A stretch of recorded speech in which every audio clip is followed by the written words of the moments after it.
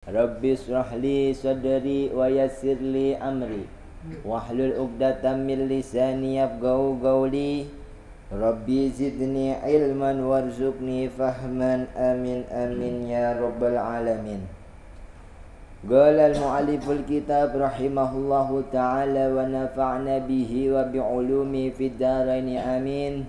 Bismillahirrahmanirrahim. Faslun.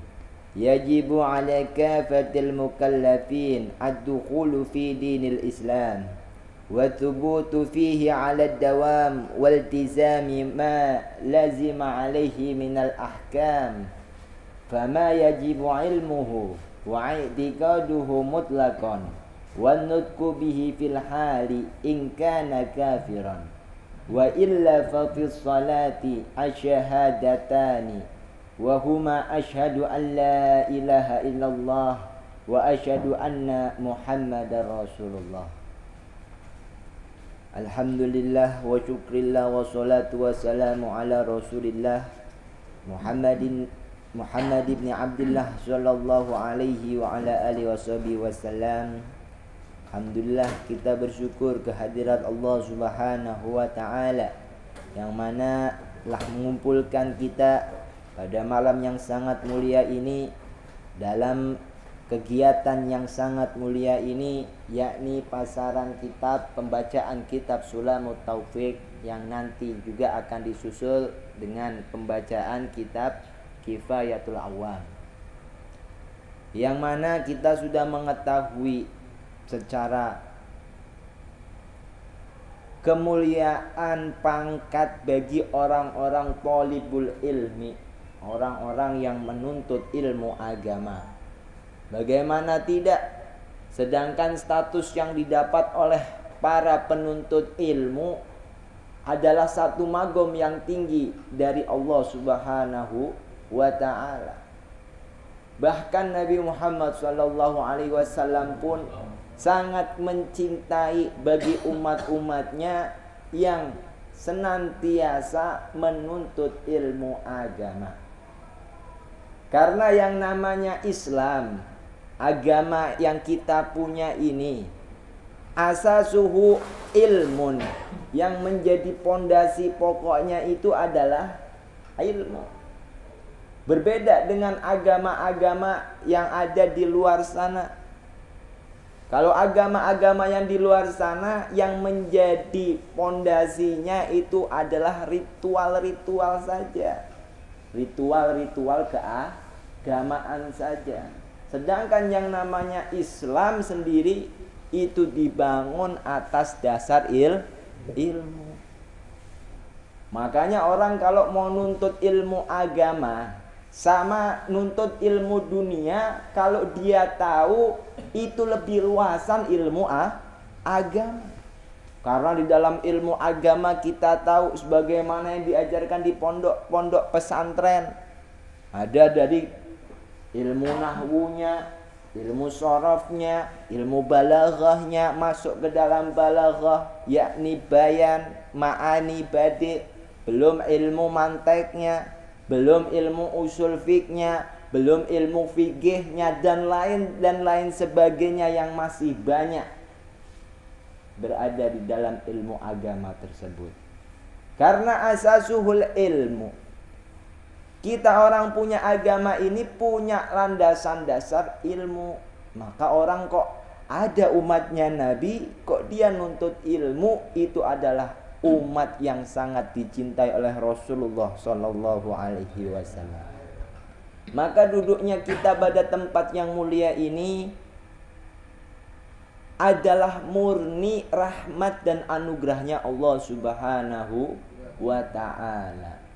Karena kalau kita lihat orang di luar sana belum tentu diberikan hasrat, belum tentu diberikan kerentek keinginan di dalam hati di malam hari ini untuk duduk di sini mendengarkan daripada kajiannya ilmu.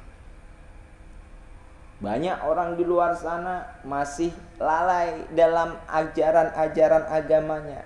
Alhamdulillah, duduknya kita di sini menjadi bukti bahwasanya kita ini tergolong orang-orang yang mencintai Rasulullah Shallallahu Alaihi Wasallam.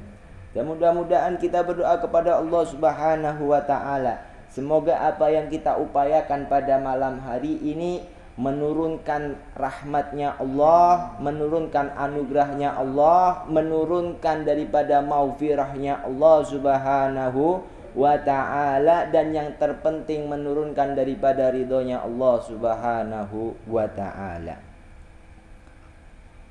Ila ayyukal faslun yajibu ala kafatil mukallafina ad-dukhulu fi dinil Islam. Setelah Syekh Musannif beres menerangkan kepada kita tentang muqaddimatul kitab, kemudian pembukaan kata-kata pengantar, pada kali ini langsung masuk ke dalam bab pembahasan. Ila yuqal faslun yajibu ala kafatil mukallafina ad-dukhulu fi dinil Islam wa thubutu fihi ala dawami wal tizamu ma lazima minal ahkam.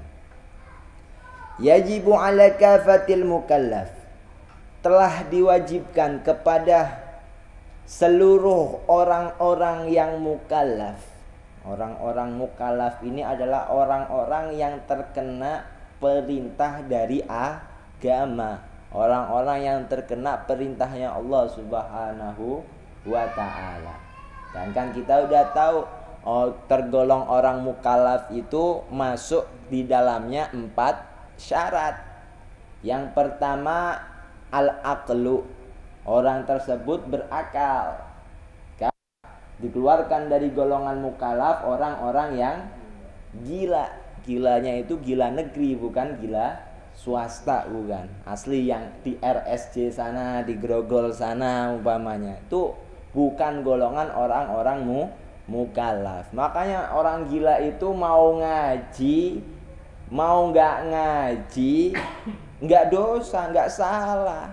Mau sholat nggak dapat pahala, mau nggak sholat nggak dapat dosa. Sebab apa? Bukan mukallaf, bukan orang yang terkena perintah agama. Kenapa? Sebab syarat mukallaf yang pertama al-aqlu, memiliki akal yang sehat.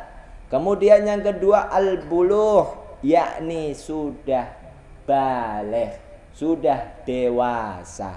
Karena kecil sama aslinya enggak diperintahkan oleh Allah Ta'ala untuk puasa, untuk sholat. Tetapi yang diperintahkan itu adalah walinya atau orang tuanya. Kalau umpamanya anak tersebut udah berumur 10 tahun belum baligh, kok dia enggak sholat, dia enggak puasa, dia enggak ngaji, maka yang berdosa bukan anaknya.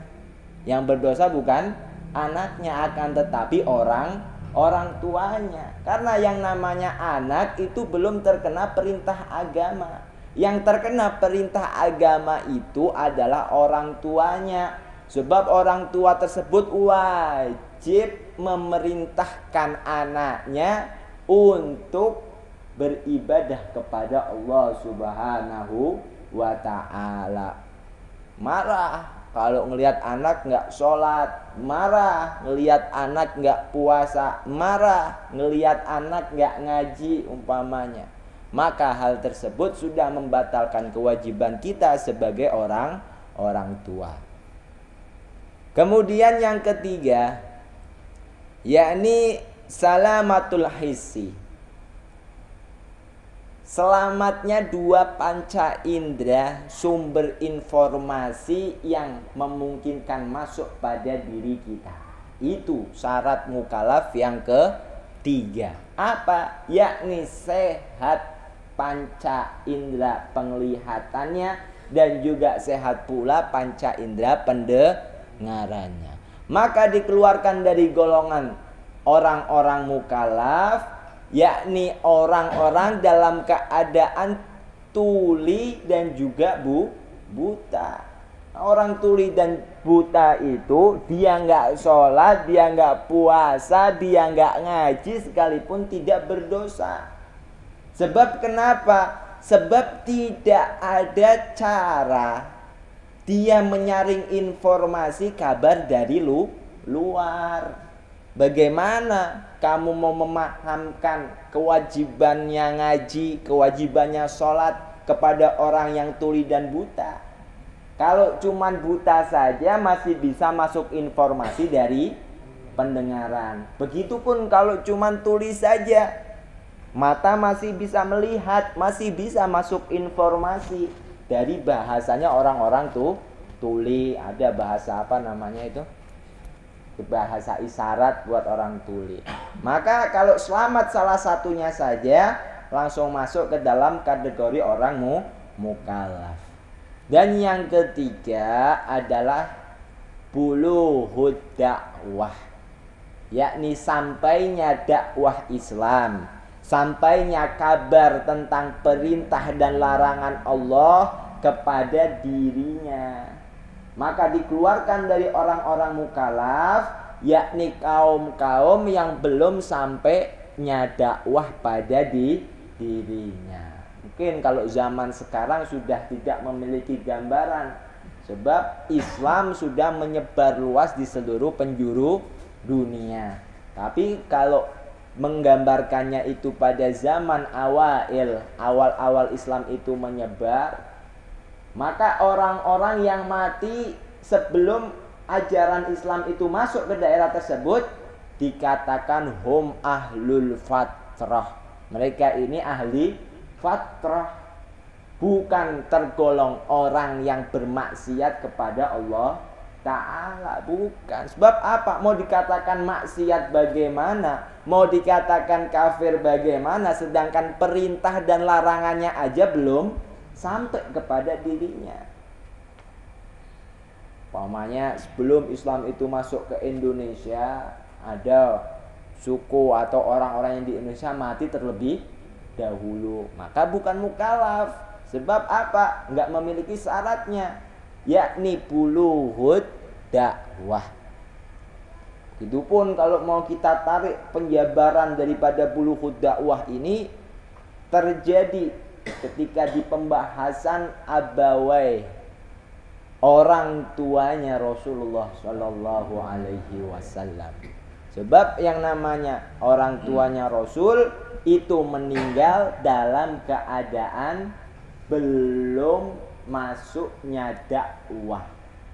Rasul tersebut belum mendapatkan wahyu dari Allah Subhanahu wa Ta'ala. Maka bapak ibunya Nabi itu tergolong ahlu fatrah. Ahlu fatrah keadaannya bagaimana? Kelak ketika di alam akhirat nanti, jelaskan di dalam kitab Kifayatul Awam, Allah Ta'ala menjadikan satu surga khusus buat ahlul fatrah, yang isinya di dalamnya siapa? Anak-anak kecil yang belum dewasa kok meninggal dunia. Ntar surganya itu di situ, kumpul sama orang-orang yang ahlul fatrah yang lainnya. Bahkan dijelaskan di dalam salah satu hadisnya Rasul Sallallahu Alaihi Wasallam, Allah Ta'ala menghidupkan kembali kedua orang tua Nabi untuk bersyahadat kepada Rasul, kemudian dimatikan kembali. Ini walaupun hadisnya itu hadis dhaif, tetapi untuk masalah keimanan kita tidak boleh berburuk sangka. Apalagi ini magomnya, ini udah magomnya Rasulullah Shallallahu Alaihi Wasallam. Sampai kita menghinakan dari arah orang tuanya bisa bahaya. Nggak usah Rasulullah, kita orang ketika diri kita dihina sama ketika orang tua kita dihina, itu lebih sakitan mana hati kita?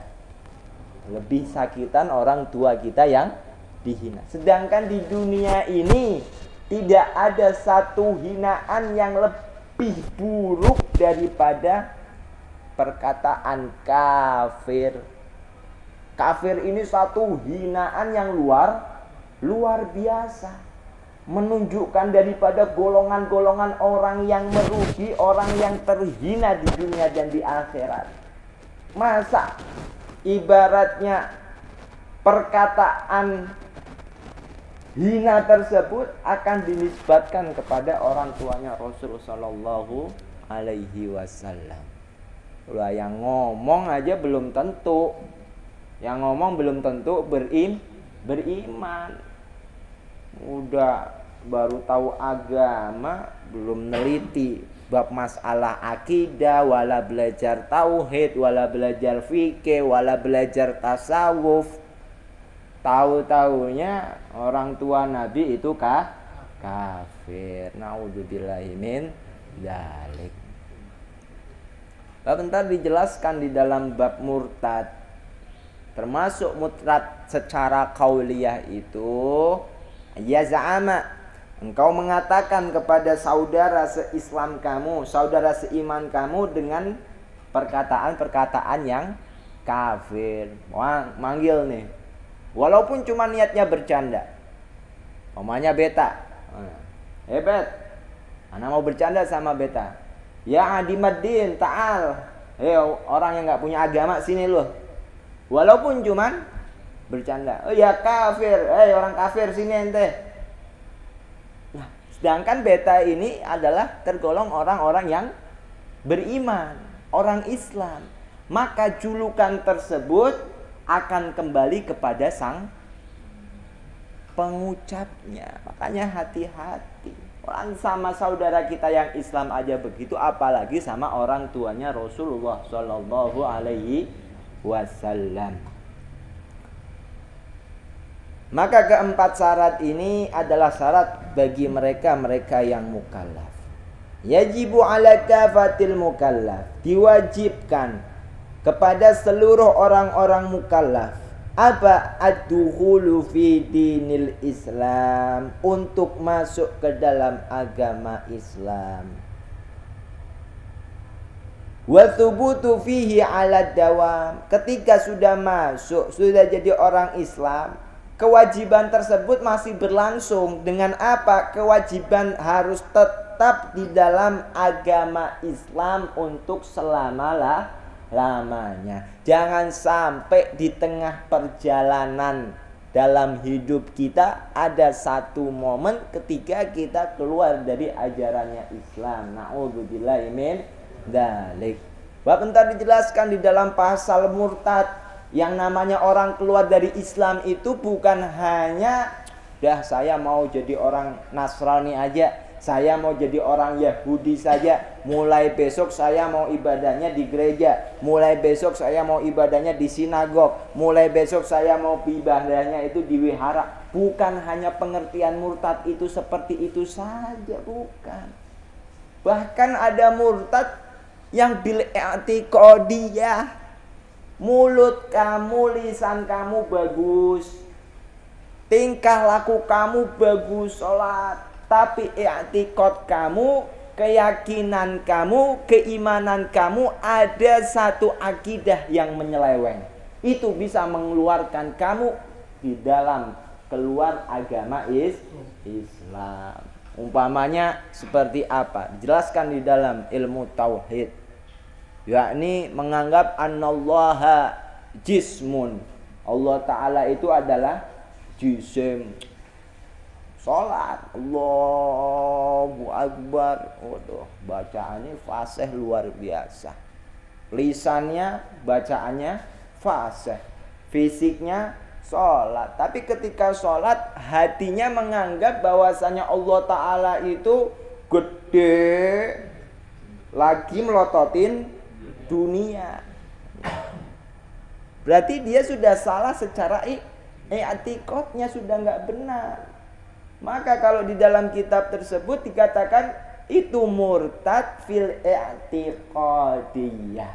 Maka penting sekali kita ini belajar ilmu tauhid. Untuk apa? Munazzahun, membersihkan keyakinan kita, membersihkan apa yang ada di dalam hati kita tentang pengenalan kita kepada Allah Subhanahu wa ta'ala. Juga ma'rifati Rasulillah, pengenalan kita kepada Rasul sallallahu alaihi wasallam. Ad-dukhulu fi dinil Islam. Wajib bagi kita ini masuk ke dalam agama Islam. Sampai di dalam hadisnya Rasulullah SAW berkata, udkhulu fi silmi kafah. Masuklah kalian ke dalam agama Islam itu secara keseluruhan. Makna keseluruhan ini, jangan masuknya kita ke dalam ajaran Islam itu separuh-separuh. Kalau pada pasal-pasal yang memberatkan, merugikan kehidupan kita, umpamanya kita nggak terima, oh ini bukan dari Nabi ini. Umpamanya apa? Zakat. Kamu udah wajib zakat, harta kamu sudah mencukupi nisab dan haul sudah setahun lebih, wajib kamu keluar segini. Itu bukan dari Nabi itu zakat itu. Nah, ini namanya apa? Separuh. Makanya perintahnya itu masuk secara keseluruhan. Bisa diartikan juga al-kafah ini adalah segala macam aspek dalam kehidupan kita. Sebab yang namanya Islam itu tidak cuman membahas hablum minallah saja. Hubungannya seorang hamba kepada sang penciptanya. Yakni bentuknya adalah ibadah seperti sholat, puasa, zakat, haji dan umrah. Tidak hanya pada perkara itu saja. Bahkan lebih jauh diterangkan oleh Rasul SAW, Islam ini membahas juga tentang hablu minan nas, hubungan kita kepada sesama diri kita. Makanya diatur entar dari pasal ekonominya ada, dari pasal perdagangannya juga ada, hukum berpolitiknya juga ada. Seluruh aspek dalam kehidupan kita itu sudah ada aturannya dari Allah Subhanahu wa ta'ala. Jangan sekali-kali kita masuk ke dalam Islam cuman berbicara hablum minallah saja. Udah yang penting saya sholat, puasa, zakat, pergi haji. Tetapi di dalam masalah perdagangannya masih makan uang haram. No. Uang haram masih dimakan, ngelola panti asuhan buat anak yatim, hak-haknya anak yatim buat kantong sendiri. Haknya anak yatim buat kantong sendiri dipakai buat beli sajadah, buat beli baju koko, buat beli peci, buat sholat. Ya itu tadi. Udkhulu fi silmi kafah. Masuklah kalian ke dalam ajaran Islam itu secara menyeluruh. Segala aspek di dalam kehidupan kita. Nggak usah kita berbicara masalah bidang-bidang ekonomi dan lain sebagainya. Bahkan gerak dan diamnya kita itu semuanya diatur oleh Allah Subhanahu wa ta'ala. Bangun tidur, kita menggerakkan, menjalankan kaki kita aja itu ada pasalnya. Kalau jalannya itu ke dalam perkara ibadah, jalannya aja sudah diberikan kebaikan pahala dari Allah. Kalau jalannya itu untuk menuju perkara kemaksiatan, nggak usah ngelakuin minum khamr dan lain sebagainya dah. Bab masih jalannya saja sudah diberikan siksa dosa dari Allah Subhanahu wa ta'ala. Wa thubutu fihi 'ala dawam. Setelah kita masuk ke dalam ajaran Islam, maka tetaplah kalian 'ala dawam sampai selama-lamanya, sampai ruh ini keluar dari jasad kita. Sebab apa dikatakan oleh Sayyidina Ali karramallahu wajha, annahu qala, pernah mengatakan, tamamun ni'mah al-mautu 'alal Islam. Kalau kamu mau tahu sesempurna-sempurnanya kenikmatan dalam kehidupan dunia ini, kata Sayyidina Ali, itu adalah al-mautu 'alal islami, yakni ketika kita mati, ketika ruh ini keluar dari jasad, 'alal islami, sedangkan diri kita masih tetap dalam agama Islam. dalam keadaan beriman kepada Allah, beriman kepada Rasulullah, beriman kepada malaikat, beriman kepada kitab-kitab, beriman kepada qadha dan qadar baik buruknya itu dari Allah Subhanahu wa ta'ala. Waltizamu alaihi minal ahkam, diwajibkan juga kepada kalian semua untuk menetapkan di dalam kehidupan kalian minal ahkami, daripada hukum-hukumnya Allah, dari hukum-hukum yang dibawa oleh Rasulullah sallallahu alaihi wasallam. Fama yajibu ilmuhu, maka sesuatu yang wajib untuk diketahui, wa'tiqaduhu, dan juga untuk dipegang menjadi landasan akidah mutlakon, secara mutlak, wanutku bihi fil hali, dan juga mengucapkannya ketika itu juga, ingkana kafiron, ketika umpamanya dia seorang yang kafir, wa illa, kalau dia bukan orang kafir, fa fi sholati, maka perkataan tersebut wajib dia ucapkan ketika dalam keadaan sholat. Apa itu? Asyahadatani, yakni dua kalimat syahadat. Wa huma asyhadu an la ilaha illallah wa asyhadu anna Muhammadan Rasulullah sallallahu alaihi wasallam. Asyhadu, saya bersaksi. Asyhadu, bukan orang tua saya yang bersaksi. Asyhadu, bukan guru saya yang bersaksi. Asyhadu, saya sendiri bersaksi. Allah ilaha, sungguh tidak ada zat yang berhak untuk disembah di dalam wujudnya illallahu, kecuali Allah Subhanahu wa ta'ala. Wa asyhadu anna, dan saya bersaksi sesungguhnya Nabi Muhammad sallallahu alaihi wasallam adalah Rasulullah, utusannya Allah Subhanahu wa ta'ala. Maka dua kalimat syahadat ini wajib ilmuhu, kita mengetahui ilmunya. Tidak hanya wajib diucapkan saja, akan tetapi kita diwajibkan untuk mengetahui ilmunya. Ilmunya bagaimana? Yang dijelaskan di dalam ilmu tauhid, yang mengantarkan kita untuk jalan ma'rifatillah, mengenalkan kita untuk jalan ma'rifati Rasulillah.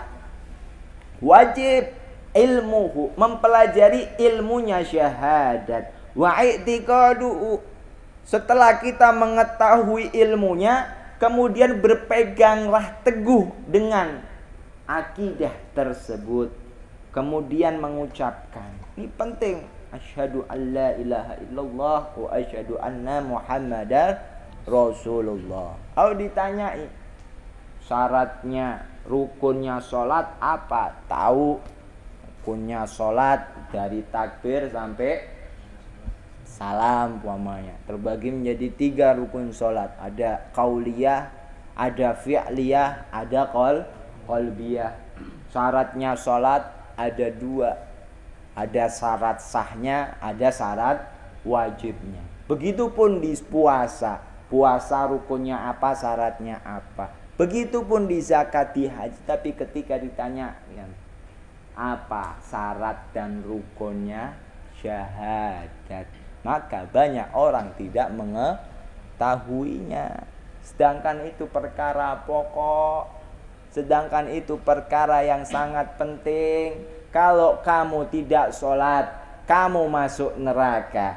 Kalau kamu tidak puasa, kamu masuk neraka. Gak zakat, gak haji, ketika mampu kamu pun akan masuk ke dalam neraka.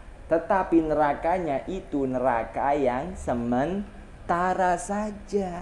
Tetapi kalau kamu tidak benar di dalam syahadat kamu, niscaya kamu akan masuk ke dalam neraka yang kekal selama-lamanya. Na'udzubillahi min dzalik. Wa ma'na asyhadu an la ilaha illallah an ta'lama Dan adapun makna daripada syahadat kepada Allah Subhanahu wa taala, anta alama, yakni hendaknya engkau mengetahui, wa ta'taqida, setelah mengetahui kamu menjadikan sebuah i'tiqad, pegangan. Setelah dijadikan pegangan, wa tu'mina, berimanlah kepada perkara tersebut, wa tusaddiqa, dan juga benarkanlah perkara tersebut. Perkara apa? Alla ma'buda bihaqqin fil wujud, sesungguhnya tidak ada zat yang berhak disembah di dalam wujudnya illallah, kecuali Allah Subhanahu wa ta'ala.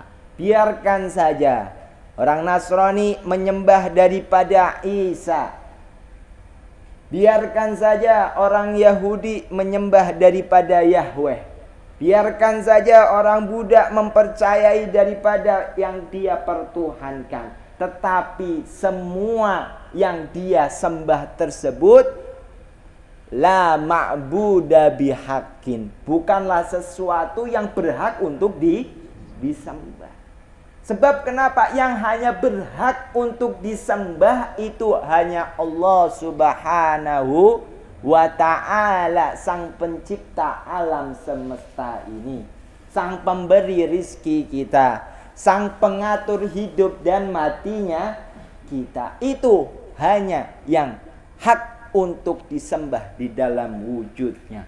Kalau selain itu kamu mau menyembahnya, terserah, agama yang melarangnya. Saya nggak melarang, terserah, itu pilihan kamu. Tapi saya kasih tahu yang kamu sembah itu tidaklah hak. Sebab apa? Bukan Tuhan. Yang berhak disembah itu siapa? Ya Tuhan, ilah, Rabbul Alamin, yakni Allah Subhanahu wa ta'ala.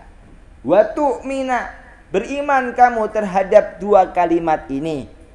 Makna iman diterangkan di dalam kitab Tauhid Sanusia, dikatakan di dalamnya wal qabul wal id'an, yakni kita menerima kebenaran dan juga id'an, tunduk akan kebenaran tersebut. Apa makna orang beriman? Al-qabul, menerima, menyaksikan kebenaran yang dibawa oleh Rasulullah Shallallahu Alaihi Wasallam. Seluruh yang dibawa oleh Rasul Shallallahu Alaihi Wasallam huwa haqqun, itu sesuatu yang sesuai sama kenyataan, bukanlah dongeng, bukanlah mitos. Ketika Rasul membawakan tentang kabar alam akhirat, bagaimana di alam kubur, alam mizan, alam mahsyar, surga dan neraka, ini bukan nyeritain dongeng, bukan. Fahuwa hakun, itu adalah sebuah kenyataan yang bakal kita alami kelak. Itu makna iman. Qabul, nerima daripada kenyataan tersebut yang dibawa oleh Rasul.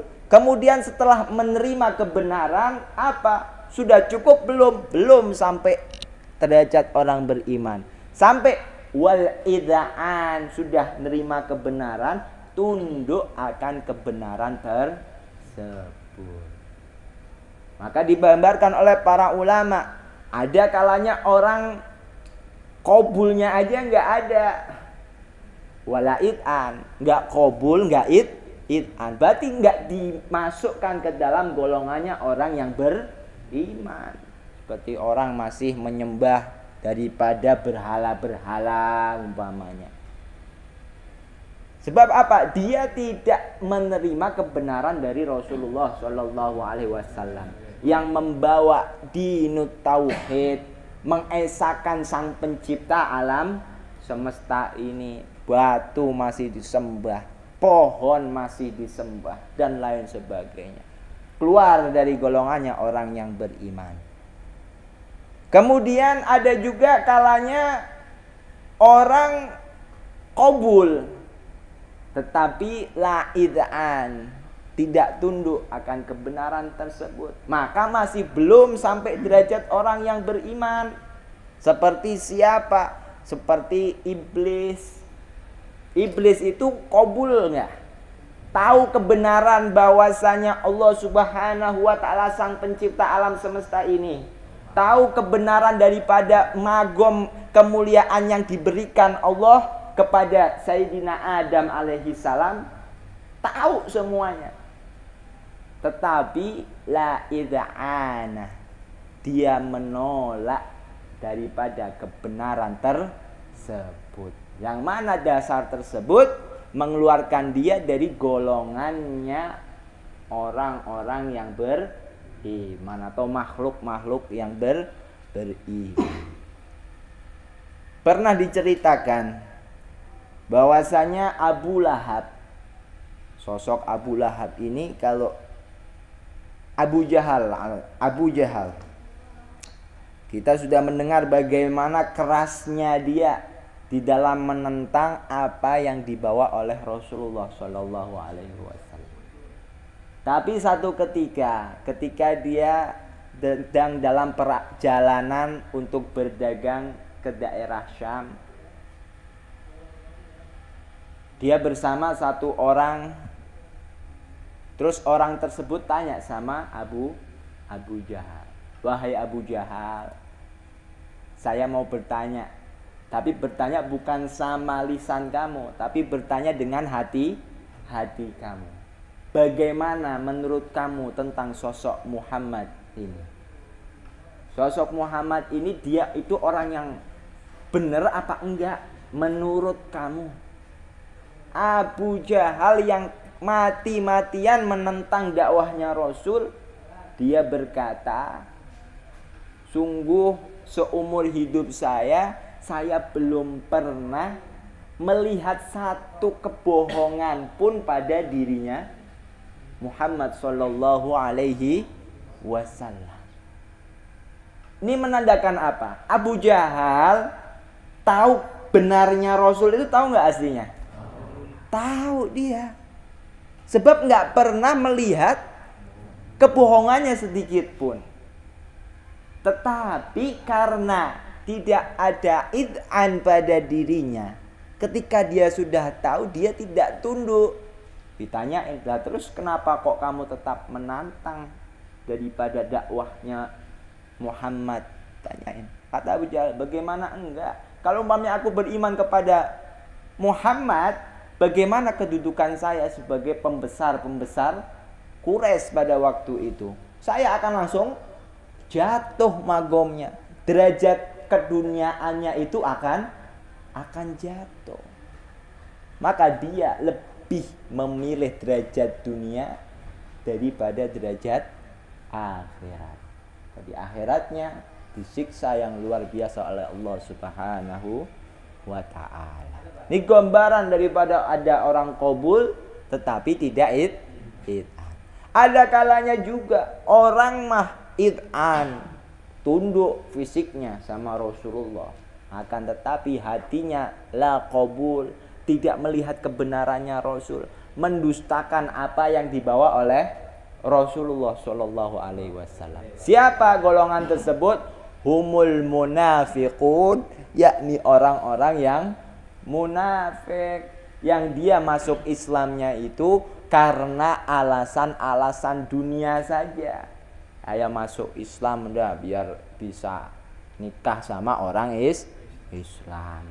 Ini alasan masuknya Islam bukan karena membenarkan yang dibawa oleh Rasulullah, akan tetapi karena perkara dunia. Ini munafik yang begitu, hati-hati. Bab apa? Fisiknya id'an, dohirnya itu dia tunduk sama ajaran Islam, tetapi hatinya tidak membenarkan apa yang dibawa oleh Rasulullah Shallallahu Alaihi Wasallam. Di zaman sekarang kalau kita teliti banyak dah orang-orang yang demikian, yang cuman KTP-nya saja yang Islam, tetapi pribadi individu dia sudah tidak mementingkan lagi perkara Islam. Udah nggak tahu dah, dari orang tua saya sudah agama Islam, udah nggak mau tahu apa yang dibawa oleh Rasulullah. Bagaimana mau membenarkan orang mau tahu aja udah enggak Nggak mau. Udah pada repot udah orang begini. Repot nggak kalau begitu?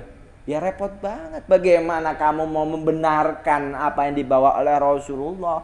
Orang keingintahuannya aja sudah nggak ada.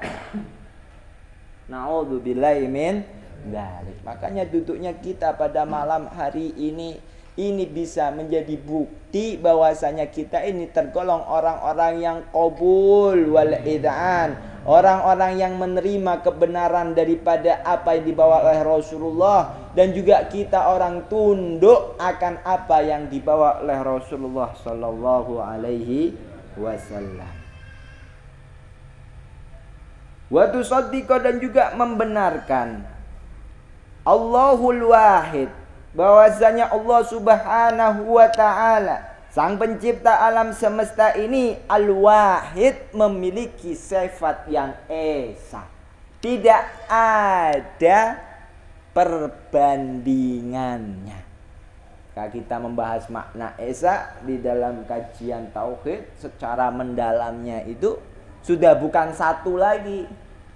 Sebab yang namanya satu itu masih tergolong ta'addud, masuk ke dalam bilangan. Sedangkan yang namanya bilangan itu memang yang namanya angka satu itu tidak ada duanya. Akan tetapi yang namanya angka satu itu masih ada yang menduainya. Tapi kalau sudah berbicara masalah wahid, berbicara masalah ahad, berbicara masalah esa, maka perkataan esa itu maknanya tidak ada duanya, juga tidak ada yang menduainya. Perlu dipahami. Seperti bagaimana? Seperti begini contohnya. Matahari berapa? Ada dua beb itu di galaksi. Udah yang kelihatan mata dulu aja dah. Masih cerita ini ya. Yang kelihatan mata kita kan matahari berapa? Satu. Bulan? Yang namanya satu ini ada duanya nggak? Hah? Ini namanya satu nggak ada duanya. Ya. Kalau tiga ada duanya nggak? Bilangan 3 masuk ke dalam bilangan 3 itu ada, masuk muatan 3 itu ada 2. Tapi kalau satu ada duanya enggak? Enggak ada duanya. Tetapi satunya matahari itu masih ada yang menduainya. Apa? Menduai itu kata lain daripada menyamai. Masih ada yang menyamainya. Apa? Satunya bulan. Sama-sama satu enggak? Matahari satu, bulan juga satu. Berarti sama-sama masih memiliki nilai persamaannya. Itu satu yang dinisbatkan kepada makhluk, satu yang dinisbatkan kepada diri kita. Tetapi satu yang dinisbatkan kepada Allah Subhanahu wa taala, yakni maknanya esa. Apa? Tidak ada duanya, pun tidak ada yang menduainya. Al-awwal, maksudnya Allah Ta'ala adalah zat yang maha awal. Al-qadim, yang tidak memiliki permulaan di dalam wujudnya. Al-hayyu, zat yang maha hidup. Al-qayyumul baqi daimul khaliq razzaq, zat yang kekal. Al-khaliq, sang pencipta alam semesta ini. Ar-razzaq, zat yang maha memberikan rizki kepada hamba-hambanya. Sampai dikatakan bukan hanya makhluknya yang taat saja yang diberikan rezeki sama Allah Ta'ala, bahkan makhluk-makhluknya yang bermaksiat pun tetap diberikan rezeki oleh Allah Subhanahu wa Ta'ala. Al-alim, zat yang maha mengetahui. seluruh kejadian apa saja di alam semesta ini. Bahkan latifu, selembut-lembutnya perkara tersebut, Allah Ta'ala alim, tahu seperti apa sesuatu yang ada di dalam hati kita. Geraknya hati kita, berubahnya suasana hati kita pun Allah Subhanahu wa Ta'ala itu maha mengetahuinya. Al-Qadir, zat yang maha mampu. Al-Fa'al, zat yang mengerjakan. Lima yuridu, sesuatu yang ia kehendaki. Masya Allahu kana, perkara yang Allah Ta'ala kehendaki itu pasti ada. Wa ma lam yasha, dan perkara yang tidak Allah kehendaki, lam yakun, mustahil ada. Wala haula, tidak ada daya upaya. Wala quwwata, dan juga tidak ada kekuatan. Wala haula, tidak ada daya upaya untuk menghindari kemaksiatan. Wala quwwata, dan juga kita tidak memiliki kekuatan untuk beribadah kepada Allah illa billahil aliyyil azim, kecuali kekuatan dari Allah Subhanahu wa Ta'ala. Mausufun bikulli kamal, yang mana sang pencipta alam semesta ini yakni Allah itu bersifatan sifat seluruh kesempurnaan. Munazzahun an kulli naqsin, maha suci dirinya dari segala kekurangan. Laisa kamitslihi syai'un, tidak ada satu perkara pun di alam semesta ini yang dapat menyamainya. Wa huwas sami'ul basir, dan Allah Ta'ala adalah zat yang maha mendengar juga maha melihat. Fahuwal qadim, Allah Ta'ala memiliki sifat qadim. Wa ma siwahu hadis, dan selain Allah Ta'ala itu adalah perkara yang baru.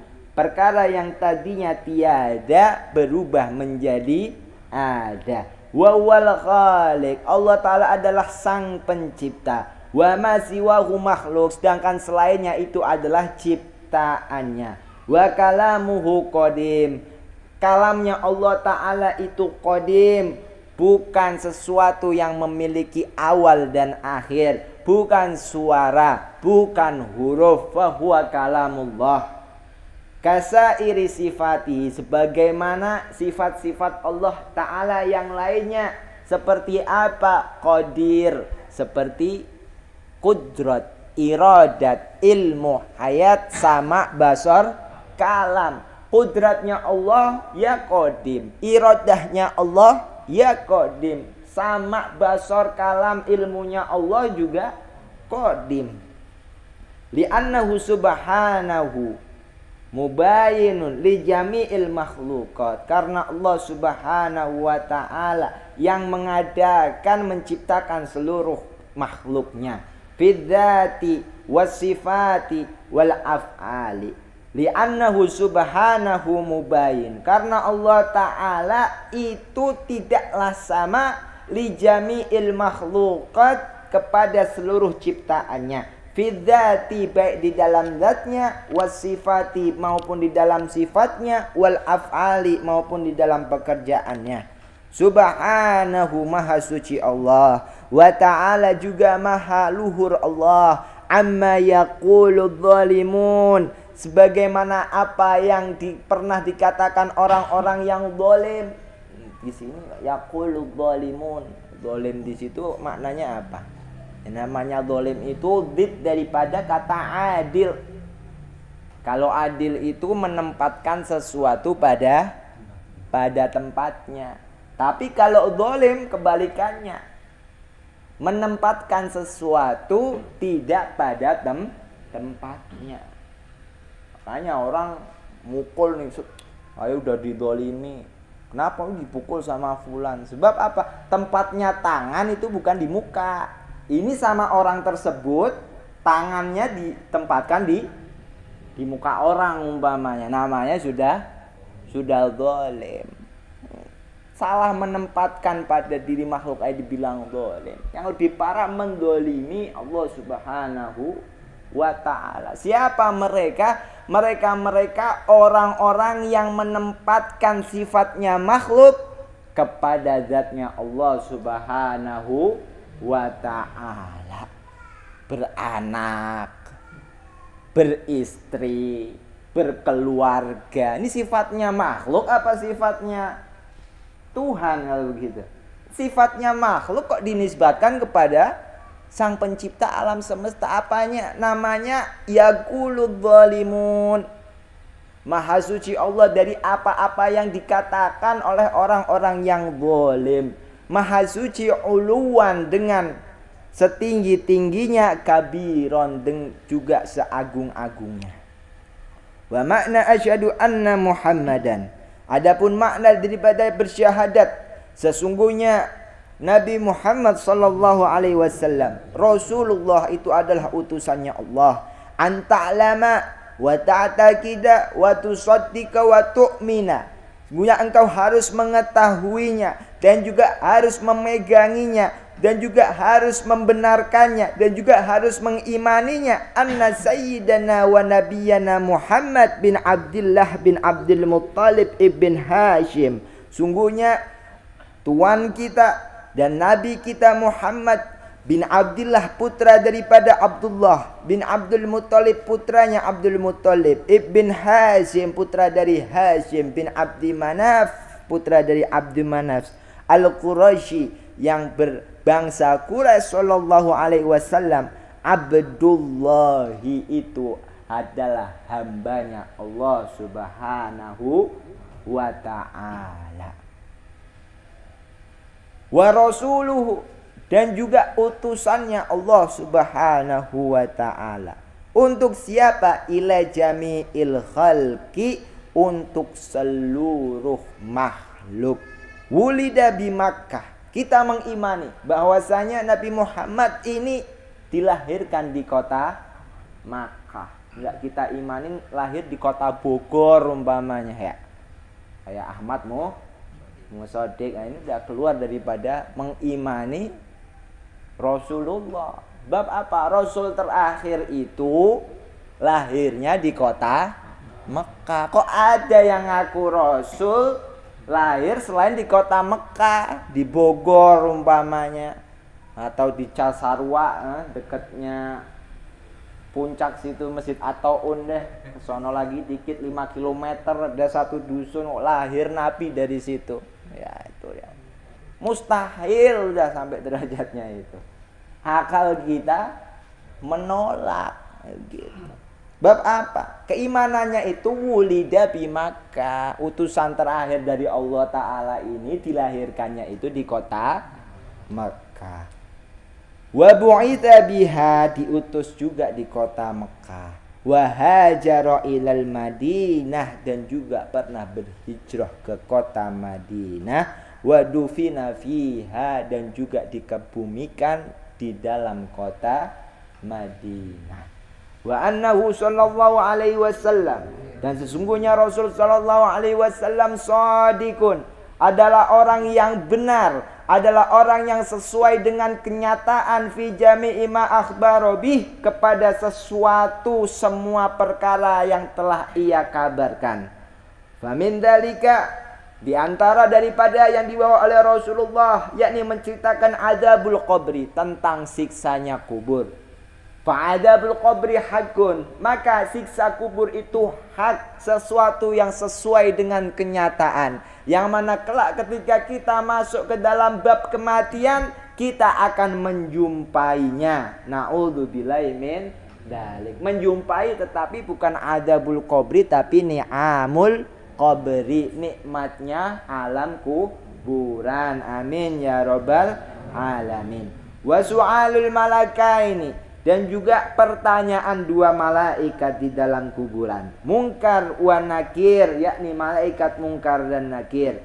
Wal ba'ts, dan juga nanti setelah di alam kubur kita mempercayai kita ini bakal dibangunkan semuanya. Wal hasad, dan juga dikumpulkan kelak di yaumil mahsyar.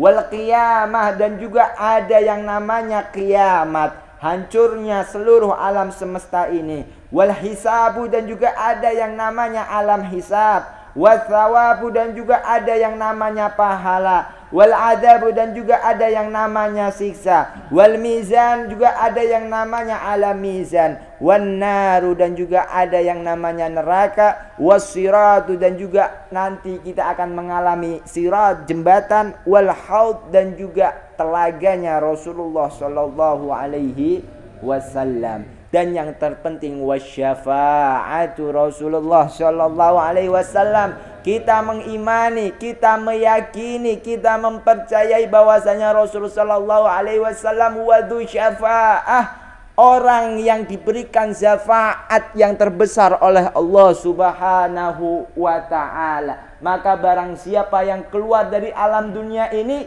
dan tidak mendapatkan syafaatnya Rasul, maka akan tergolong minal khasirin, orang-orang yang sangat merugi. Na'udzubillahi min dzalik. Pernah dikatakan, Rasul sallallahu alaihi wasallam pernah berkata kepada Sayyidatuna Aisyah radhiyallahu an, "Wel ya Aisyah, wel ya Aisyah, sungguh celaka ya Aisyah, sungguh celaka ya Aisyah." Aisyah mengatakan kepada Rasul, "Manhum ya Rasulullah?" Siapa mereka yang celaka ya Rasulullah? Siapa mereka yang rugi ya Rasulullah? Kemudian Rasulullah menjawab bahwasanya orang yang paling rugi di dunia ini adalah orang yang nanti di alam akhirat tidak bertemu kepada diri saya. Orang yang tidak bisa bertemu sama diri saya, kata Rasul. Terus Sayyidina Aisyah menjawab, "Terus siapa ya Rasulullah di alam akhirat nanti yang tidak bisa berjumpa kepadamu?" Yakni man dzukirtu indahu falam yusalli alayya. Yakni orang-orang yang di dunianya ketika disebutkan namaku di sebelahnya, falam yusalli alayya, dia tidak mengatakan salawat kepada diriku. Maka orang-orang yang demikian adalah orang-orang yang kelak di alam akhirat menjadi golongan khasirin, menjadi golongan yang celaka, yang jangan kata syafaatnya Rasul akan diberikan kepada dirinya. Bahkan Rasul sallallahu alaihi wasallam dia dilarang untuk bertemu kepada Rasulullah sallallahu alaihi wasallam. Na'udzubillahi min dzalik. Maka dari itu ketika kita mendengar namanya Rasulullah sallallahu alaihi wasallam, sholawat penting, banyakin sholawat, apalagi di bulan Ramadan ini. Allahumma sholli ala Muhammad, Allahumma sholli ala Muhammad, Allahumma sholli ala Muhammad. Wal jannatu, dan juga Rasul membawakan kabar tentang adanya surga. Wal khulud, kekal di alam akhirat. War ru'yatu lillahi, dan diperlihatkan zatnya Allah Subhanahu wa ta'ala fil jannah, di dalam surga nanti. Dan yang namanya ru'yatullah, diperlihatkannya orang mukmin kepada zatnya Allah, ini adalah akbarun nikmah, sebesar-besarnya nikmat di dalam surga. Paling besar nikmat di dalam surga apa? Ru'yatullahi fil jannah, diperlihatkannya zatnya Allah Subhanahu wa ta'ala di surga nanti. Wa tu'minu bi malaikatillah, beriman pula kita orang kepada malaikatnya Allah semuanya. Kalau malaikat itu jumlahnya berapa? La nihayatalah. Kita orang tidak ada yang tahu jumlah pastinya. Saking apa? Saking banyaknya malaikat yang Allah Ta'ala jadikan. Akan tetapi secara tafsili terperincinya, kita wajib mengetahui 10 pembesar pemimpinnya para malaikat di alam semesta. Yakni dari Sayyidina Jibril, Mikail, Israfil, Israel, Munkar, Nakir, Raqib, Atid, Malik, Ridwan. Maka 10 malaikat ini adalah 10 malaikat tertinggi di alam semesta ini. Dan pemimpin daripada 10 di sini adalah malaikat Jibril alaihi salam. Wa rusulihi, dan juga kita beriman kepada utusan-utusannya Allah Ta'ala. Dikatakan yang namanya Nabi yang pernah diutus oleh Allah itu ada 214.000 nabi. Kalau rasulnya ada 314, ada yang mengatakan 315, ada yang mengatakan 313.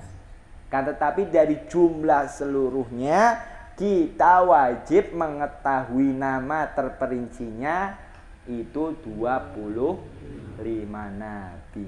Dari Nabi Adam alaihissalam sampai Nabi Muhammad sallallahu alaihi wasallam. Wa kutubihi, juga kita beriman kepada kitab-kitabnya Allah. Kitabnya Allah yang ada ini 4.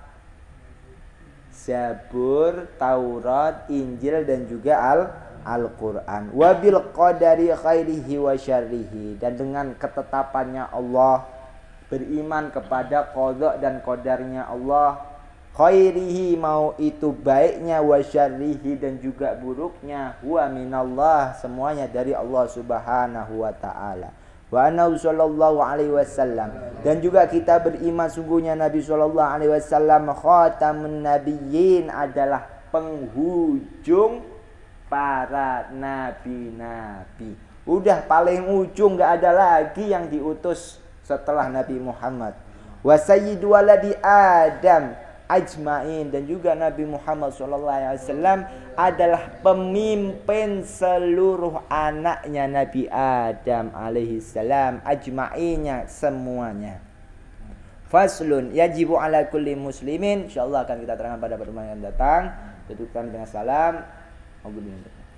Al-Fatihah. A'udzubillahi minasyaitonir rajim. Bismillahirrahmanirrahim. Alhamdulillahi rabbil alamin arrahmanir rahim maliki yaumiddin. Iyyaka na'budu wa iyyaka nasta'in ihdinas siratal mustaqim siratal ladzina an'amta 'alaihim